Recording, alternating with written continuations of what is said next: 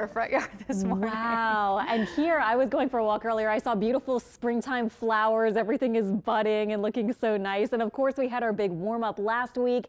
And now the big cold snap, much more extreme to our north. But tonight, even south of the Lake Pontchartrain areas, we're going to be in this purple shaded area. That's a freeze warning, meaning light freeze, meaning you don't have to worry about your pipes in the purple shaded areas. But once you get north into this hot pink area, which really only includes Washington, northern Tangipahoa parishes, and Pearl River County in Mississippi, that's where your temperature could get pretty close to about 25 overnight. And that's enough to want to protect your pipes and keep them from bursting.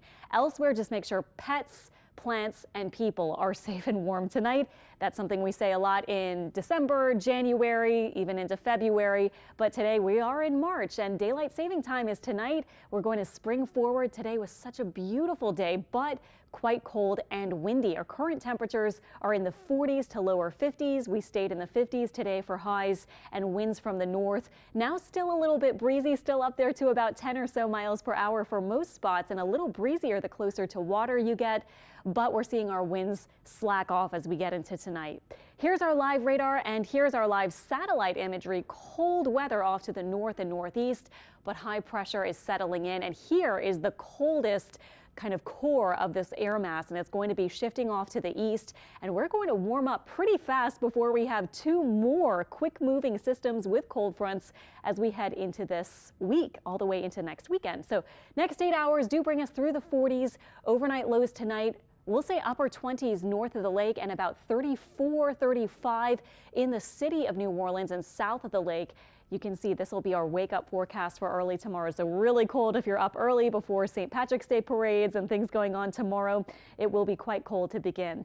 And what we've been talking about is a light freeze or frost for the city of New Orleans and other South Shore spots. And this is how it forms. Even if the air temperature, like we say a lot, is 34 or 35, that's above the freezing mark, of course, of 32, but it's measured a few feet off the ground. So that means as the colder air sinks, the ground temperature can reach 32 degrees.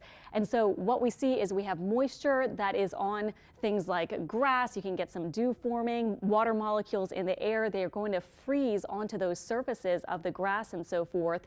And that would form the ice crystals, which would be the frost. So that's why the frost can be something that we talk about, even though the temperature is above freezing itself. And the favorable conditions for that is really what we have going tonight. The clear skies, light winds. Our winds will be slacking off getting into tonight. Little bit of moisture in the air, temperatures in the mid to sometimes even upper 30s. And of course, we're near lots of moisture here in South Louisiana, near the Gulf of Mexico, the lakes and bayous and everything. So we do have conditions that favor frost even when we don't reach freezing.